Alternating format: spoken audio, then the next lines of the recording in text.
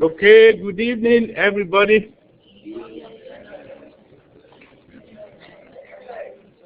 And welcome to another session of Organic Chemistry lecture.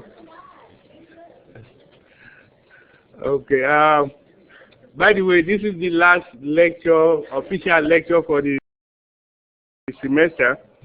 I'm sure you guys are very glad that is the case. Okay, but before we start today's lecture, I do have some announcement to make. In the next week or so, we are going to be very, very busy. Tomorrow, there will be an online review session for exam number 4. I believe you guys already have a copy of a previous exam number 4. So we are going to use that material for the review session. Also, the same material we are going to use for the discussion in class today. And then on Thursday, of course, you have your exam number 4, which is on Thursday. That is November 29. Then for next week also will be very busy for us. Monday, we will have an online review session. This in preparation for the ACS standardized exam, which is scheduled for Tuesday. That is Tuesday, December 4. It will be 7 o'clock in the evening, right here, 7 to 9, right here. No, that's Tuesday. The ACS exam is on Tuesday, between from 7 to 9 p.m. It will be in this room. And of course, the review session for that exam will be on Monday, which is December 3rd, December 3 at 8 p.m. Okay, so we'll meet online for that. And then, of course, on Tuesday, you come here for the ACS standardized exam, which is 7 p.m. Yes. No. Then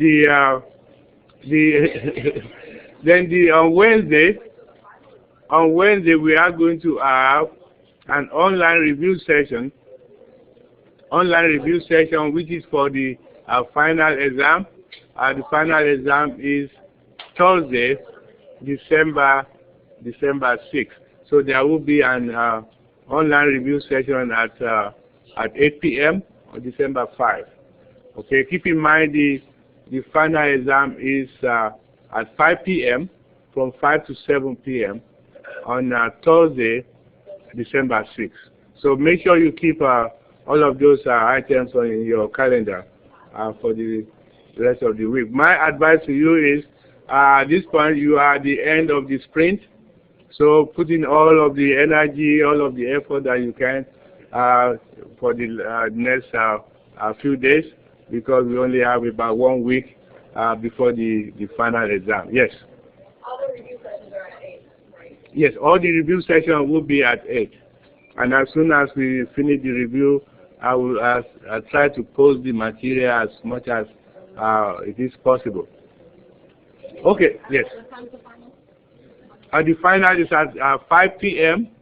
That's December 6th, from 5 p.m. to 7 p.m. That's December 6th. Okay, now, so let us go over the quiz problems that you guys have just done. And also, in doing that, we are going to go over the questions from a previous exam number 4.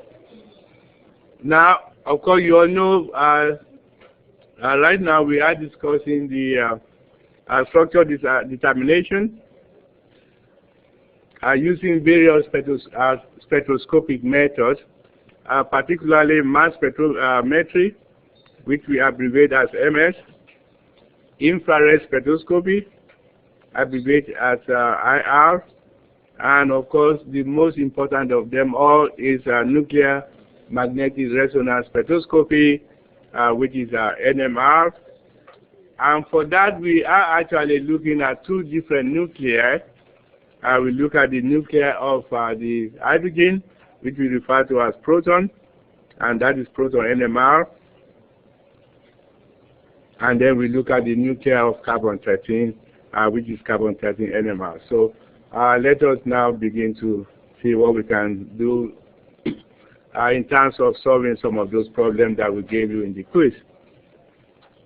But before we do that, let me just recap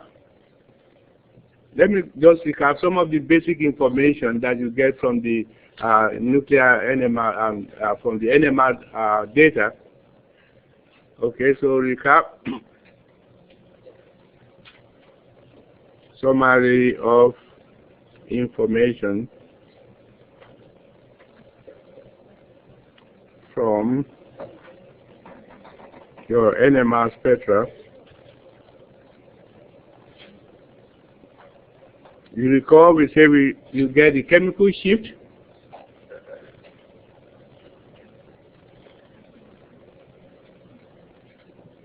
Now the chemical shift information, what it tells you that you have, at least in the case of this class, it tells you that you have either hydrogen or carbon in your molecule.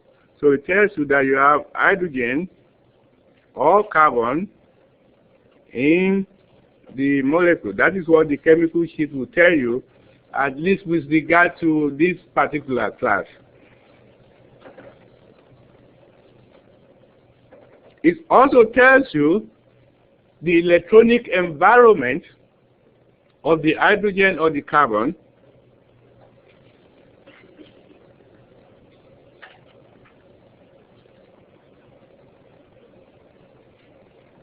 It tells you about the electronic environment of the hydrogen or carbon. Now, what do we mean by that?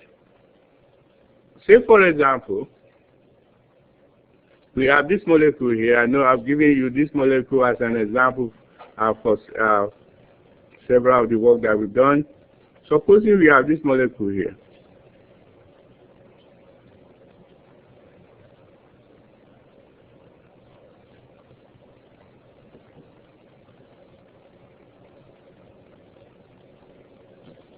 If you have this molecule here, of course, the chemical shift data here will essentially tell you that this molecule contains hydrogen or carbon.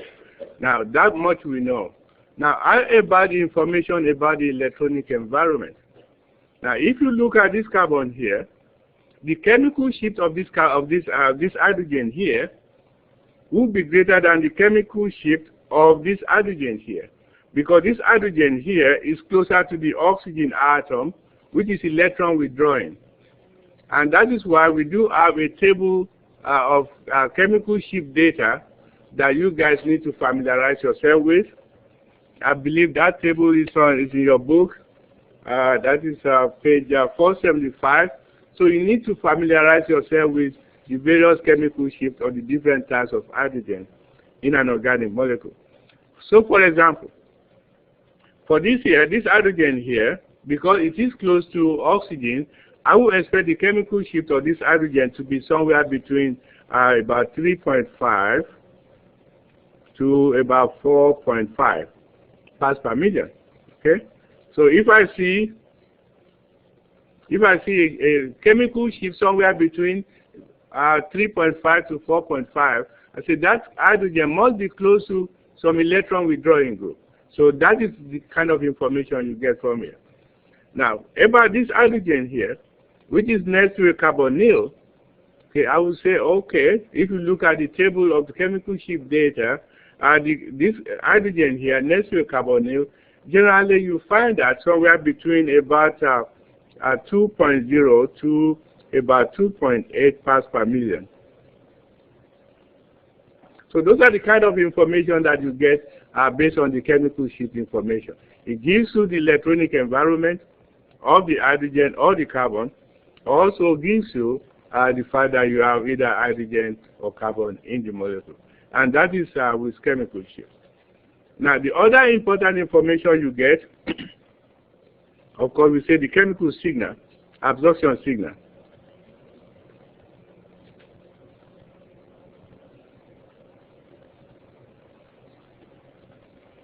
Okay, with regard to absorption signal, what that tells you is the number of different sets of hydrogen or carbon in a given molecule. It gives you number of different sets of hydrogens or carbons in a molecule. Say, for example, supposing I have this molecule here.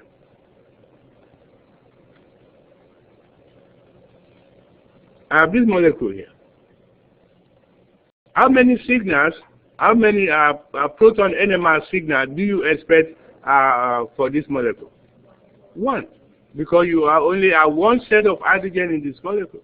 So if you see one set of signal, that means you have a molecule that is symmetrical that has whatever number of hydrogen it contains, they must be equivalent. The same thing if you take a look at this, they must have the same type of carbon atom, because all of the carbon atoms will be equivalent. Now, supposing I then change it slightly, I do this.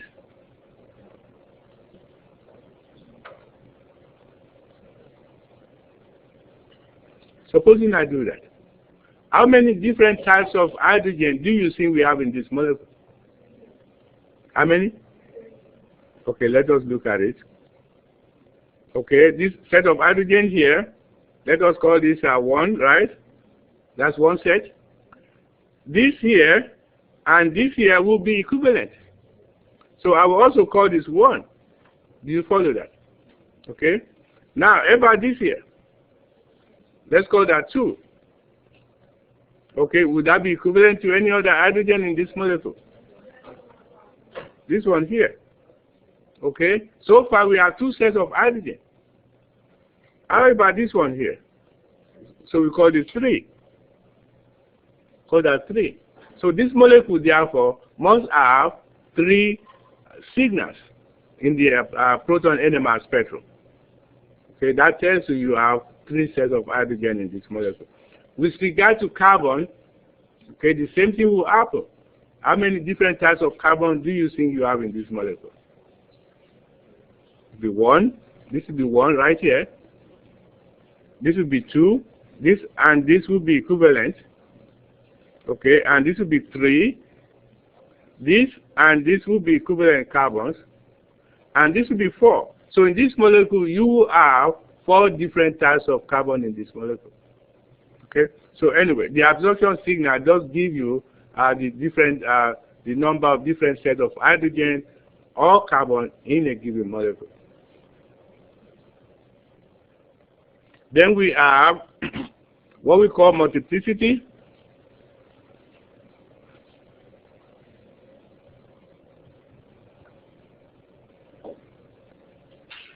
Which is spin-spin coupling.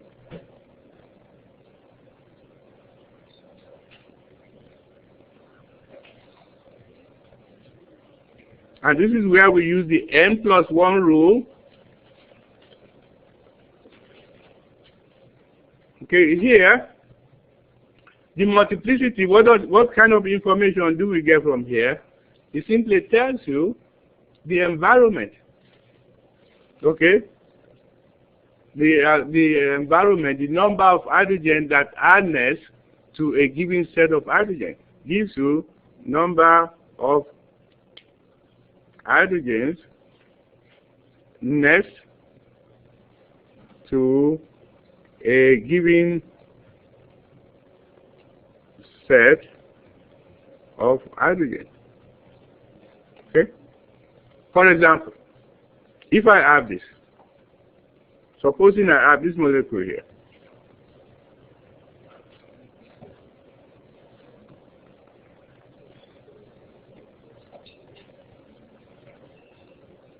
Okay, how many signals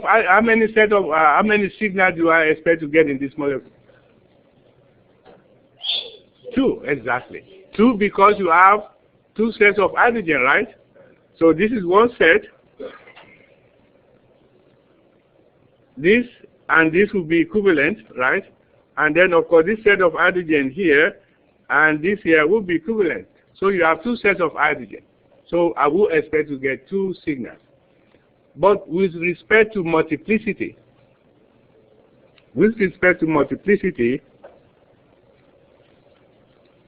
what would be the multiplicity of this methyl group right here? It would be a triplet. This would be a triplet because it tells you what is next, the number of hydrogen that is next to this set of hydrogen. So you must have a triplet here. Okay? What will be the multiplicity of this CA2 here? A quartet, because it is showing you that you have 3 hydrogens next to the carbon that is attached to this methylene group. Okay? So you get a quartet. Okay, so therefore the multiplicity also gives you a very useful and valuable information. Now the last set of information you get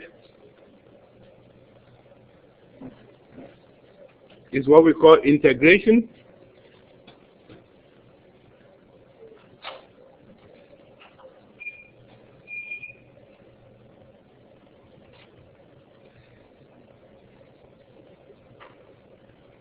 The integration here simply gives you the number of hydrogens that are responsible for a given signal. Number of hydrogens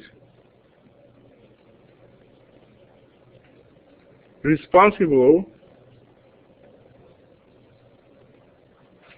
for a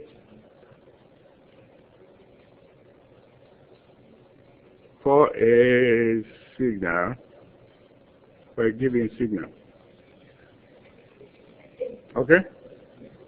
Okay, now, having given you all of this information here, now let us now go ahead and see what we can do with the problem that you guys did in your quiz.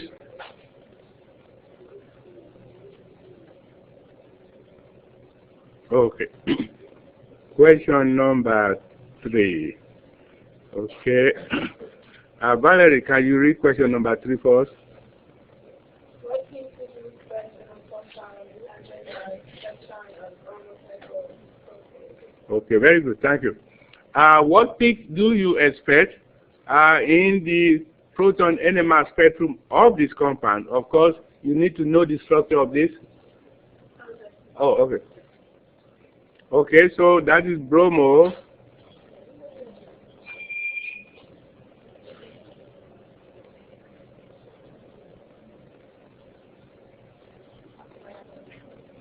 Oh, cyclo, I'm sorry. Cyclo. Yeah. Bromocyclopropane. Good.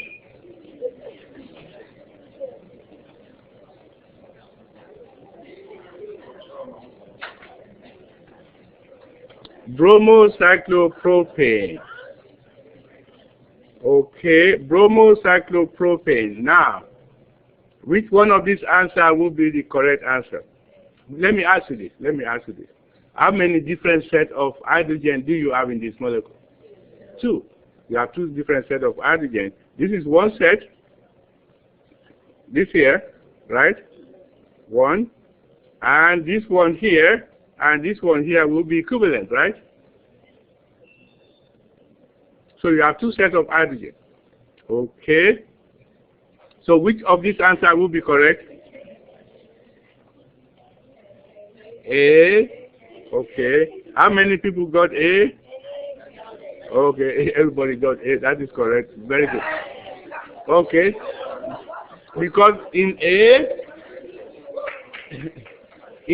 don't forget that the hydrogen here, this hydrogen here will be seeing 4 hydrogens, right? So that is why it will be a quintet. 4 plus 1 equals to quintet. Okay, that is how you got the quintet. And then, of course, these 4 hydrogen here, how many hydrogen do they see? They only see this. Okay? Because these are all equivalent here. They only see this. And that would be what? Multiplicity? A doublet. Okay, so therefore, the NMR spectrum of this compound will give you a doublet, and a quintet. You get 2 signals. Very good. Okay. I think we did this already. We did this the last time, so we don't need to do this again. Okay, about this one here. By the way, okay, what you have here, remember I told you the last set of information you get integration. What happens this here, this trace here is what we call the integration line this here. Those are the integration line. And what those are telling you is actually telling you the number of hydrogens that are responsible for each one of those signals. Now what happens, fortunately, the instrument will actually do the measurement for you. It used to be that we used to take a ruler in those days. We measure the distance from here to here, and then we do the calculation to find out how many hydrogens are responsible. But the technology today does allow the instrument to actually give you the number of hydrogens. So in this particular instance, here, this is 6 hydrogen here. Okay. In other words, this peak right here. Okay. Do not forget this peak here is this peak. All we've done is just to expand this peak for you. That's all we've done. Okay. And then this here, this peak here is 3 hydrogens. Okay. And this peak here is this here. All we've done is to expand it for you so you can see it better. Okay. So this peak here is only which one? What do you mean 6 hydrogen? Oh, this here is 1 hydrogen. Okay, that's 1 hydrogen. Okay. Now we have all the information we need. So now when you get a spectrum like this, the first thing I want you to do, convert this data to a tabular form. Okay, so what I will do, I will say, okay, I have a peak at 1. Let's call that 1.2, right? 1.2 parts per million. Okay, and what is the multiplicity? What is the multiplicity? It's a doublet. Okay, that's a doublet. How many hydrogens? 6 hydrogens. Then I'll come here. I have a peak at 2.0 parts per million. What is the multiplicity? Singlet. Okay, so I say singlet. And how many hydrogens? 3. Then I come to the last one here. I have a peak at 5.0.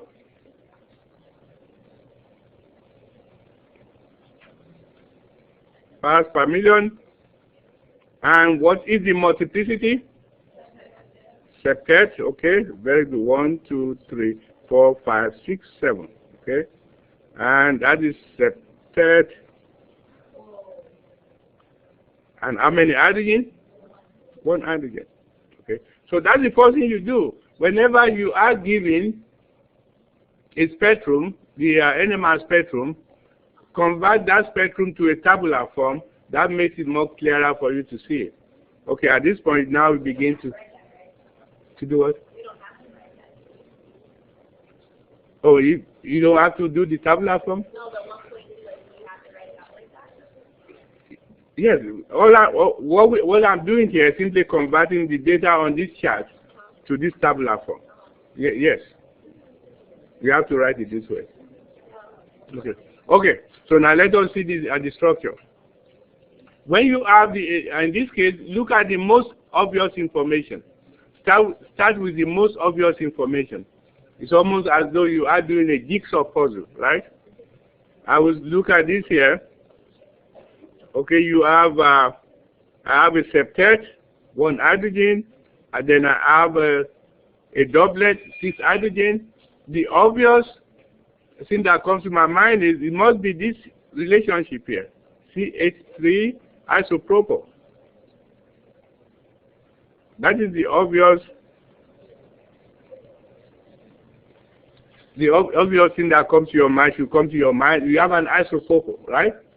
You have this here, this hydrogen here, seeing 6 equivalent hydrogen. That is why this is septet.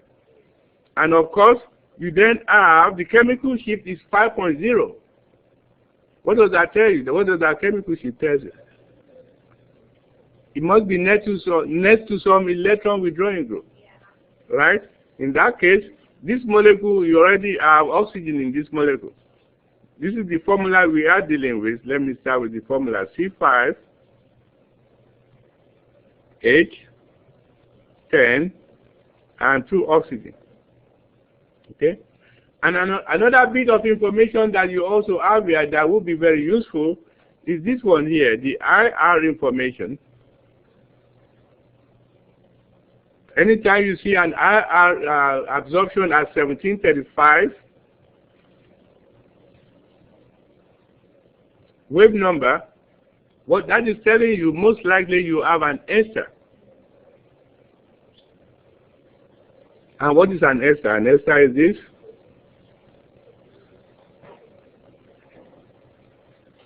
Okay? Okay. So now you have your isopropyl. We know we have isopropyl because of this here and this here. The only other set of hydrogen we need to account for now is this here. 2.0 parts per million singlet and 3 hydrogen. What do you think that would be? 3 hydrogen equivalent singlet. Okay? Keep in mind, this is the formula here. We say that this must be next to oxygen, right? And if you look at the index of hydrogen deficiency of this molecule here, you will find that this is 1. So therefore, you need some kind of carbon-oxygen double bond or some kind of unsaturation in this molecule. So therefore, I will say, okay, the chances are we have this. Okay? So now we need to account for this here. The only thing we have not accounted for is this here, these 3 hydrogen. And what would that be? CH3. So in this case, it's almost as though you are doing a jigsaw puzzle. So you are playing the part of a detective, putting pieces together. Okay? And that will be the structure of that molecule. So this structure must be consistent with all of the information you are giving. This formula here is consistent with this formula that we are giving here. Okay? This peak here, this is the peak at 2.0 parts per million, which is a singlet. It is a singlet because of what? There is no hydrogen attached to this carbon. It's not seeing any hydrogen. And 0 plus 1 is 1, which is a singlet. Okay? And then you have this 1 hydrogen here is a septet. So we have to give that. That is the 5.0. It is a septet because it is seeing 6 hydrogens. 6 plus 1 is 7. Okay? And finally, the peak at 1.2, you have to assign the 1.2 to these 2 methyl group. Okay? And that is a doublet because all of these are seeing only 1 hydrogen. You follow that? So anyway, you have to take this, like I said, think of this as a jigsaw puzzle. You have a set of data, and you begin to put the data, the pieces together in such a way that makes sense. They have to make sense, consistent with all of the information that you are giving. Okay. Any question on this? Okay. Yes.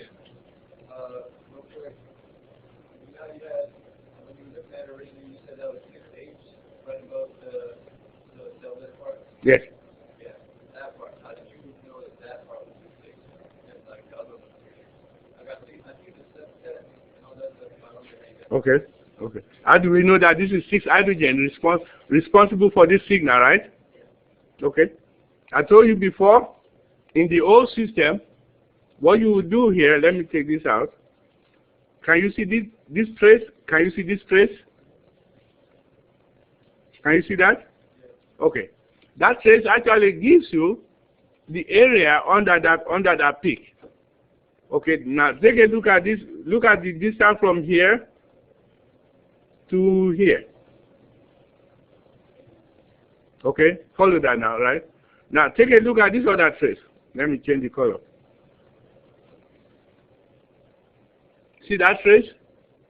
Look at the area from here to here. Okay, if you look at this area is about half as much as this. Okay, this area is about half as much as that. But the modern instrument will actually do the integration for you and tell you this is 6 hydrogen here, and this is 3 hydrogen. Okay. Okay, and if you look at this trace here, look at this trace here. You see 1 hydrogen. Look at the area compared to all of this here. You can see they are all relative to each other. This is only 1 hydrogen. This is 3, and this is 6. You can see the area in terms of the number of hydrogen that are responsible for those signals. Okay. But anyway, for the most part, you will be given the number of hydrogens. Okay. Okay. Okay, so let us go to the next one. Okay. Okay, Ryan, you want to read this first? Consider the instrumental data below to provide structure consistent with each set of data. For the MS data, indicate which part of your proposed structure is responsible for the data. MS data entities 120, and you have options 105, 77, and 43. Okay, thank you. Okay, so what we have, for now, do not concern yourself with the carbon 13 at this point. Okay, let us take a look at this data here. This is the mass spec data. Whenever, just like in the case of the NMR data, take a look at, when you have a set of data, look at the most obvious information. 43, is that the most obvious? Okay, what do you assign 43 to? What is 43? Okay, so you're going to assign 43 to this here. Okay, okay, very good. Another piece of information that you have here is the IR data, 1690. No, anytime you have, yeah, it could be MI too. Yeah, that's possible. It could be. I'm sorry. It could be MI too. But very often also would be a carbonyl that is attached to a benzene ring. But you are correct. It could be amide. If you look at that chart on that I gave you, yes, it could be amide. But in this case, it would be a carbonyl that is attached to a benzene ring. Now, what other information is obvious here? 77. 77. Anytime you see 77, that tells you that you have a benzene. So this should be a fairly simple problem. Okay? So you guys have already told us you have this fragment in the molecule. You also have benzene. So all you need to do is join them, right? That will give you 120. Because this is 43. 43 plus 77, that's 120. Because the molecular weight is 120. Okay, the molecular weight of this compound here, this unknown compound, is 120. So whatever you do, you cannot exceed that molecular weight assignment. Okay, so therefore,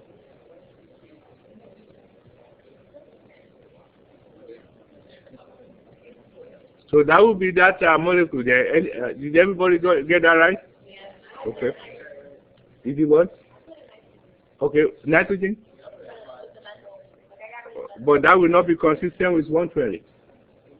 Keep in mind. It what? Nitrogen. Where's the nitrogen going to be? Okay, let's do the okay. Okay, no, don't forget your all of your valence rule. Okay, so okay, very good. Okay, because you will be violating the valence rule at that point, right? Okay. Keep in mind, you still need to keep track of all of those fundamental information that are in terms of the valence rule, the octet rule that we gave you earlier. So, yes. Somebody has a question? Yes.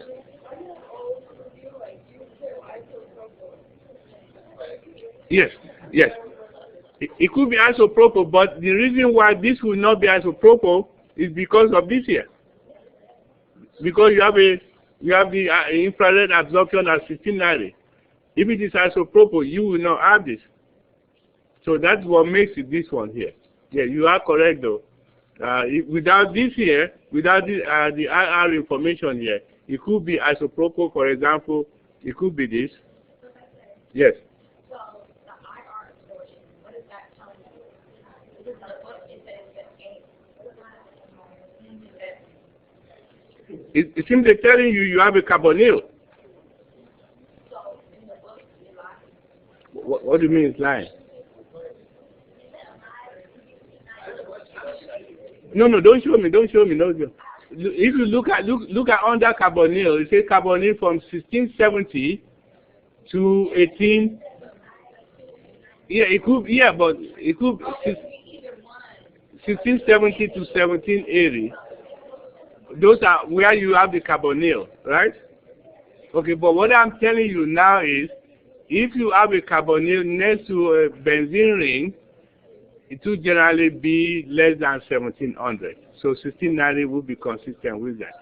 The reason why this cannot be amide, you will be violating all the other rules. So you cannot simply say it is amide and then you can continue to violate all of the valence rule, the octet rule. You cannot do that. Okay? So anyway, so this could also be this one here. Okay, this could be, no partial credit for that. This could be this one here, or it could also be this.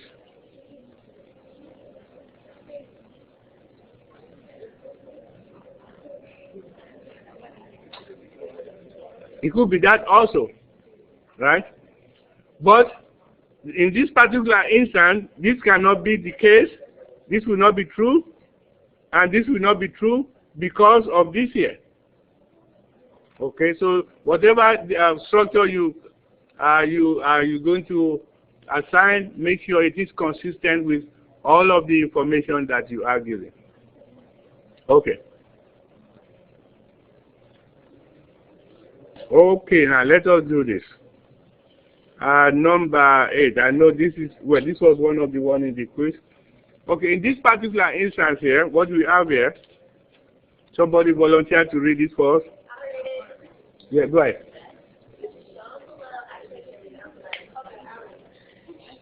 Go ahead. Yes. Shown below is the peak in the bar spectrum of the compound in the molecular formula C15-H24 and ion absorption at 3400 millimeters. Provide instructions, identify which parts of the molecule are responsible for the NMR signal. Thank you. Okay, so now you have this molecule here. The molecular formula is C15H24 and 1 oxygen, right? And then you have an IR at 3400 centimeter, right? Now, so what do you have here? I'm sorry, IR at 3400 wave number. So what do we have here? This 3400 here, what does it tell you? It tells you that you have an hydroxy group. Okay, this here, infrared absorption at 3400 wave number tells you that you have an hydroxy group in the molecule. Okay, so that much information we know. Now, we also look at this. Okay, let us go ahead and convert this to a tabular form. Okay, we also gave you that the number of hydrogen here is 18 hydrogen. This one here, we say this is 3 hydrogen. This one here, we say this is 1 hydrogen. This one here, we say is 2 hydrogen. Okay? So, yes.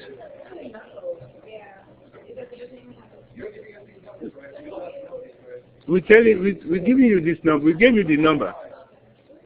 The instrument has already given you this number. But if you want to do the measurement, you could measure the, look at this trace here. Okay? You could measure it and find the ratio, and from the ratio you find the number of hydrogen. You could do that. Maybe I shouldn't give you the number, I shouldn't give you the hydrogen and let you do the calculation. Give it to you? Okay.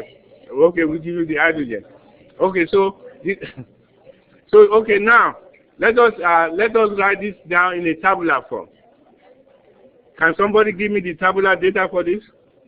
Start from this end. Start from here. Starting from here, right.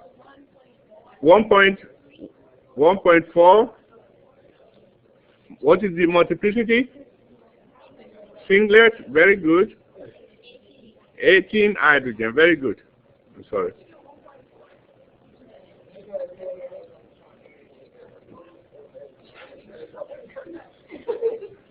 Okay, go ahead. 2.2, okay, very good. This one here. 2.2. Huh? No, this is fine. As long as you are within the range. Okay, what is the multiplicity? Singlet. How many hydrogens? 3. Okay, the next one. 5.0. Multiplicity. Singlet. 1 hydrogen. Okay, last one. 7.0. Says what is it? Singlet? Multiplicity? I'm sorry. How many hydrogens? 2. Okay, very good. So now we have the data in a tabular form. Now, what I want to tell you here, anytime, if you look at your chart, anytime you see an absorption anywhere between 6.8 and 8, you know you have a benzene ring. Okay?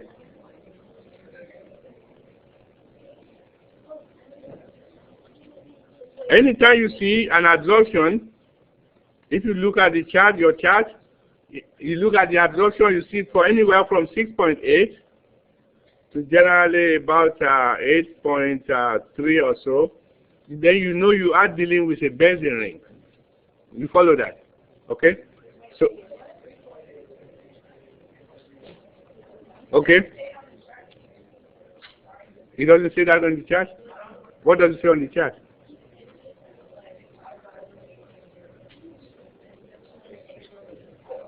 Yeah, that's aromatic. Okay. Okay. Okay. So now, what do we have here? So now, this is telling you, take a look at this benzene molecule here. How many hydrogen do you have on benzene molecule? How many? Take a look at it. Hydrogen. Yes. 6. How many? You have 6 hydrogen on benzene ring, right? Now, so if I now tell you that you have benzene type molecule in this structure, in this unknown, that only contains 2 hydrogen, what does that tell you? You have 4 attachments, okay, that have replaced the hydrogen. That's what this is. In other words, this is a tetra-substituted benzene ring. That is what that is telling you, because you only have 2 hydrogen here. You follow that? Okay, let's put the pieces together. We know we have hydroxyl. because of the peak at 3400 wave number, right? So we could say, okay, we have hydroxy here. Okay. We know, and that could account for one of these hydrogen here. We know we have 3 hydrogen here at about 2.2. Okay, 3 hydrogen equivalent. What does that tell you? A methyl, right? Okay. I mean, you have to just make a very educated guess that this got to be a methyl group, right? Okay. So if that is the case, I would say maybe the methyl is here.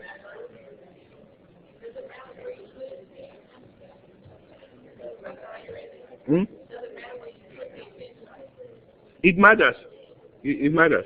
In this case, okay.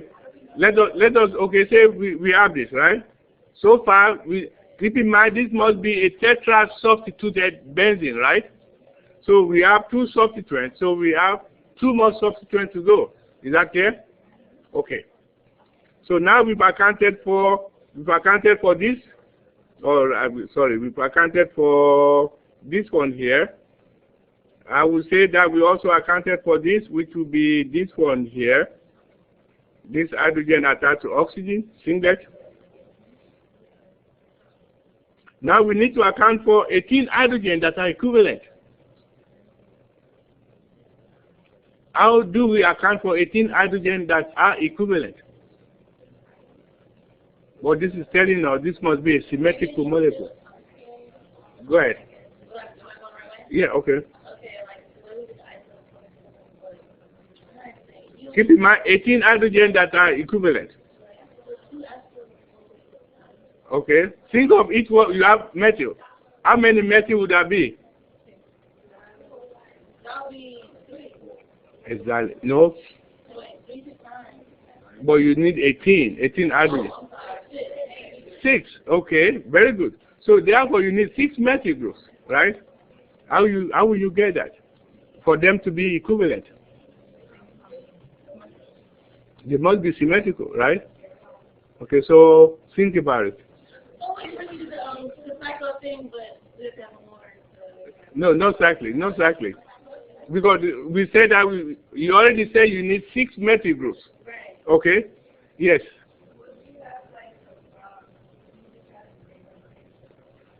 Okay. So we could have this here.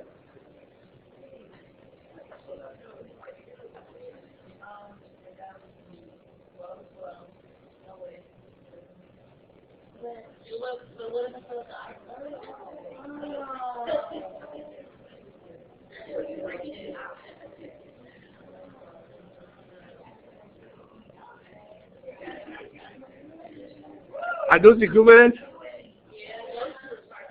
All of these hydrogens here will be equivalent to this hydrogen. And those are the ones giving this signal at 1.2 or 1.3. Okay. But because this is consistent with the data that we are giving. See, what this is telling you, you have 18 hydrogens that are equivalent. Okay, then the question is, how will you get 18 hydrogens that are equivalent? You follow that? Okay, okay, let me ask you this. How do you get 18 hydrogens that are equivalent in a molecule? The only way you can get that is to have 2 tertiary butyl groups attached to the benzene in a symmetrical fashion. Okay? Yes.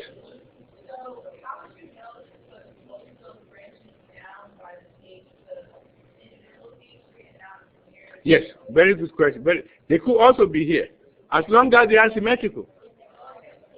You see, they could also be here, as long as they are symmetrical. You follow that? So yeah, that's a good question. So that means you now have this hydrogen here, right? And this hydrogen here are equivalent, right? And look at what we have in the benzene ring. We have 2 equivalent hydrogen. So whatever you come out with must be a symmetrical molecule. in which you have 18 hydrogen are identical or are equivalent. So this is like I said, this is like playing detective. You are playing detective. By the time you finish it, you should be you'll be qualified to work for the FBI. So, yeah.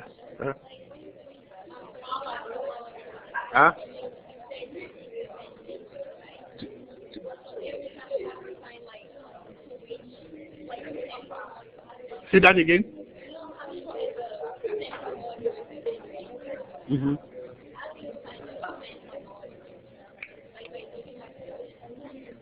How do you find center molecule? I don't get it.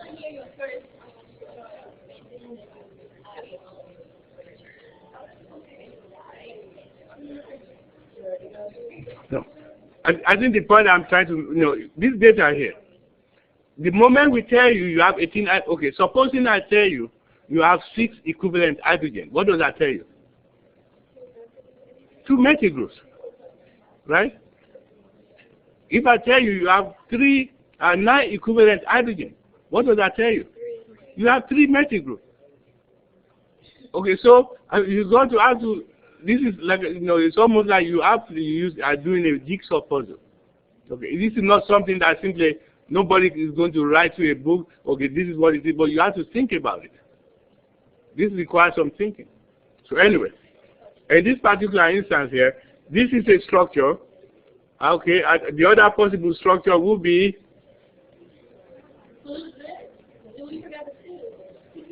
which one? The two hydrogen, this one here and this one here, that is this one here. Yeah, right. So now the other possibility would be this here.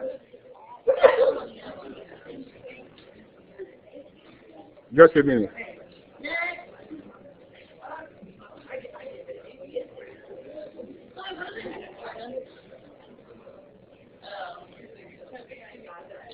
That would be the other possibility. So what does it mean when the wording goes? I guess yeah. Yeah, go ahead. Say that again. I can't hear you. Okay, yes. Today.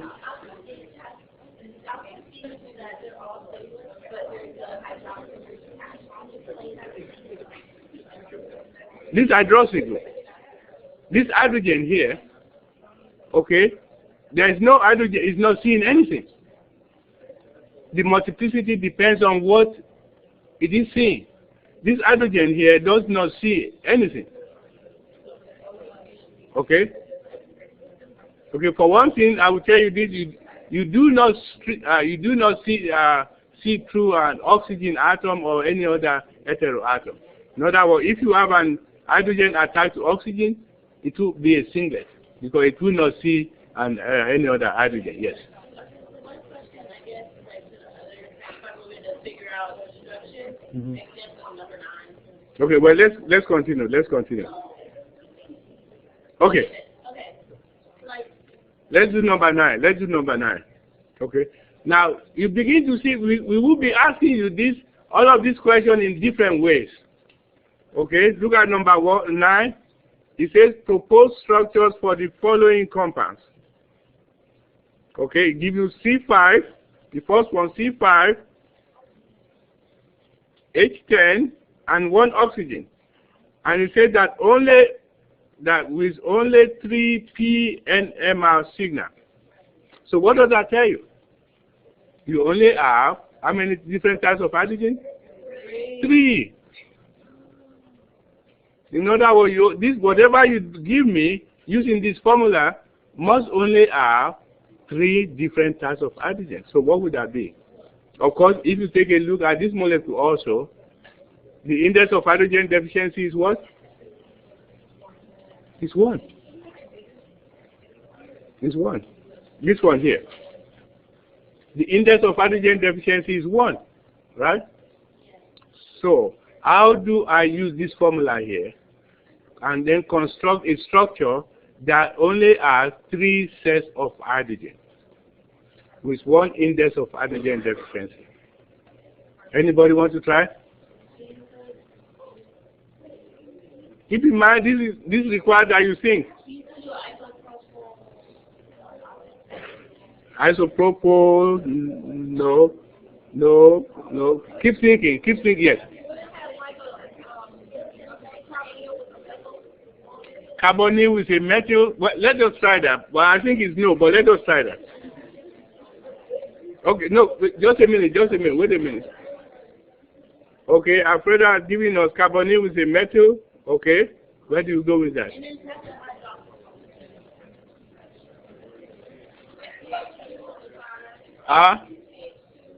Okay. Okay. No, just a minute. Yes, go ahead. Continue. CA3. Another CA2. Okay. Okay. Is that what you want? Okay, let me ask you this. Keep in mind, we told you must have only 3 signals. How many different sets of hydrogen does this molecule have? 4. So this is out. Yes. Well, keep in mind you have 1 index of hydrogen deficiency, and you are free to draw anything you want as long as it meets that requirement. Yes. Yes.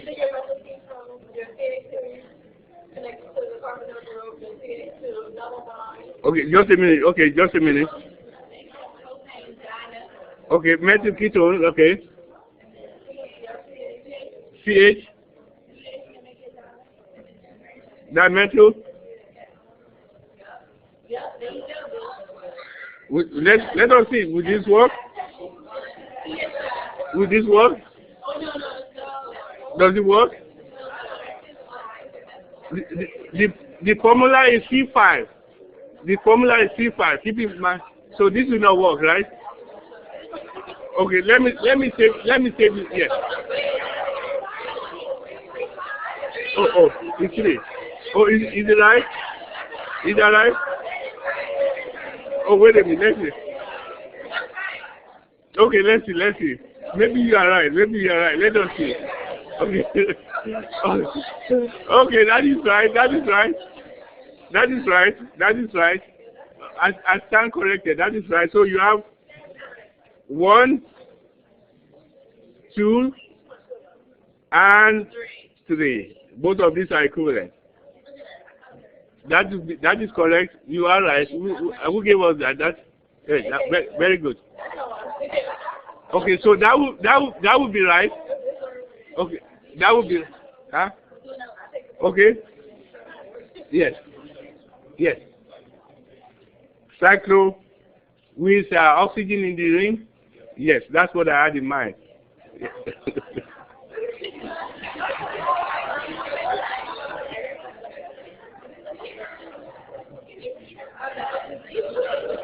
Right? That's what I had in mind. Okay, is that right? What you have? Yes, that would be correct. In that case, this is 1 equivalent set of hydrogen, 2, right, and 3. So in this case, both these and these are correct. Okay. Okay, but you see the kind of thinking that you have to engage in. Okay, you really have to think. Okay, let's do the next one. Yes.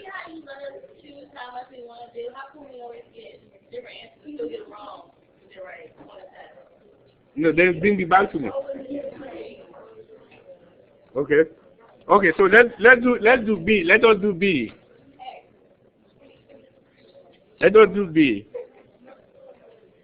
Okay, B has a formula of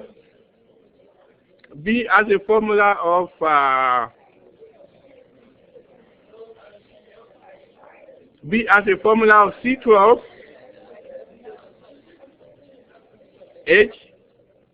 H18, right?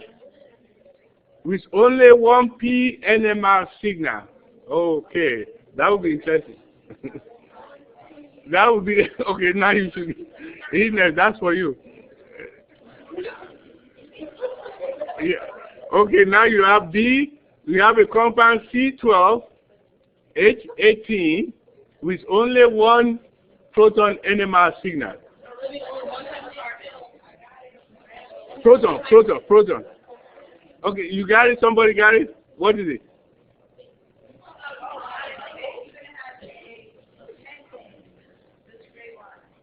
A pentane. Pentane. Straight line. No. One signal, only one signal. What? We have the benzene. Okay. If you look at the index of hydrogen deficiency, the index of hydrogen deficiency is 4, right? So, okay, so if you have a ring,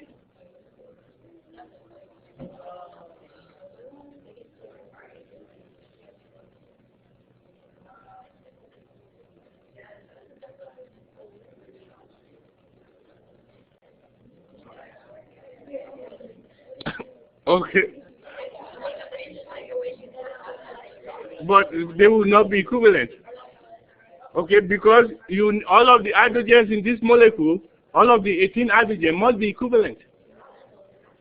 You follow this, right?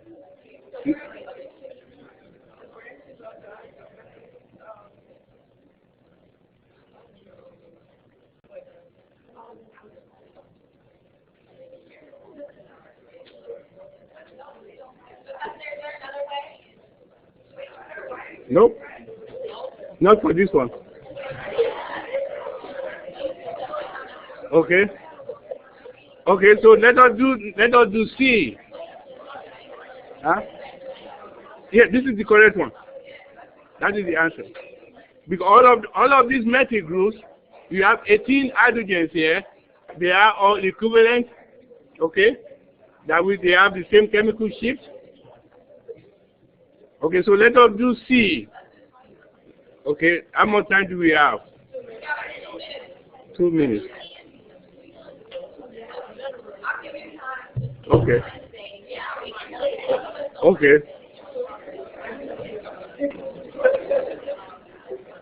Okay. Let us do C. C, the formula is, just a minute, okay. C3, the formula is C3H6. You know, when you get this, you feel good about it because you are playing a detective. Seriously, it's almost as though you are playing a detective. Okay, so now you have a molecule, C3, 6 hydrogen, 1 oxygen, with only one PNMR signal. What is it? Okay, what is it? Yes. Okay. So that would be.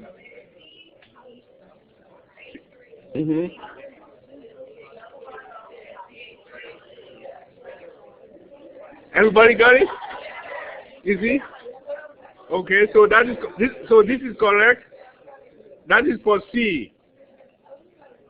Okay. Okay. Now let us do D. Let us do D. This is the last lecture, so I could borrow 5 minutes from you and give it back to you next year. Okay? Everybody follow this? Actually, once you get it, this could be fun. It really is fun once you get it. No, it's definitely better than reactions. Isn't it better than the chemical reactions? Okay, let us do D. Let us do D. For D, you have C5. The formula for D is C5,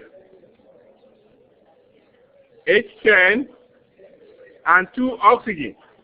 Can anybody come out with that? And it only has 2 PNMR signals. Only 2 signals. Can it be? Okay, let's do that. CH3. Okay. CH2.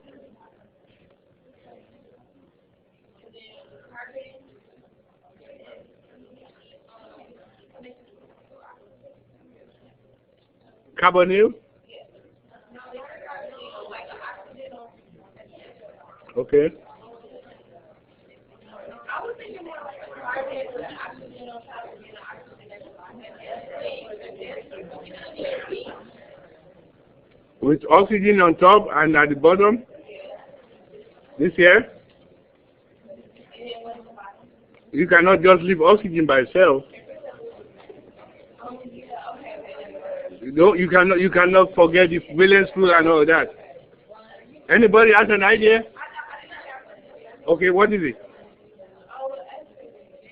Okay, let me ask you this. What is the index of hydrogen deficiency? 1. So this molecule must have a double bond somewhere. Okay. Or a ring. It could be a ring. Okay, yes, go ahead. No, I'm saying this molecule must have a double bond or a ring. Okay? Yes.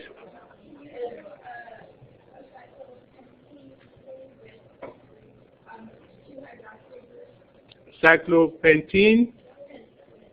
Oh, cyclopentane. Okay. Let's see.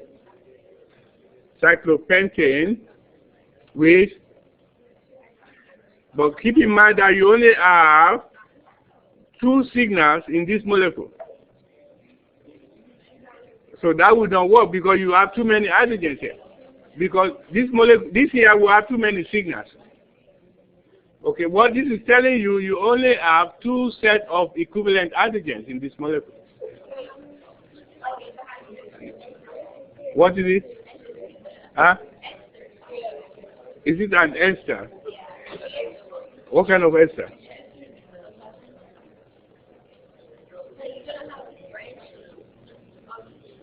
No, okay, let me save you here. Let me save you. Let me save you. This is this here. This is this here.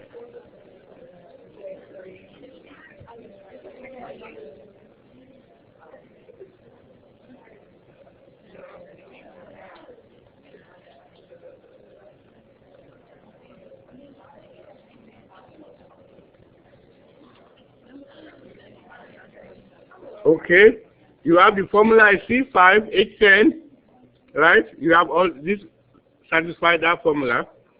All of these 3 methyl groups, they are all equivalent, right? So that is 1 signal. And then the signal from this hydrogen here, that is another signal. So this molecule say you only have 2 signals.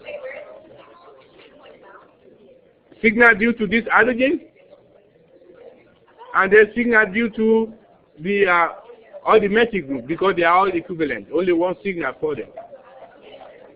Okay, so folks, I will see you tomorrow online at 8 p.m. Okay.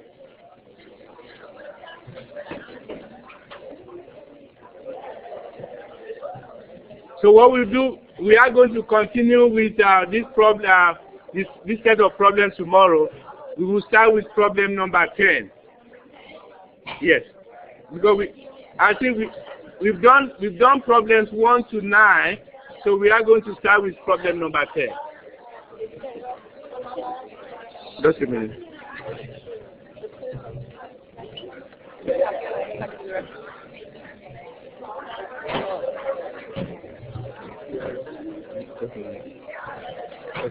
Wait a minute.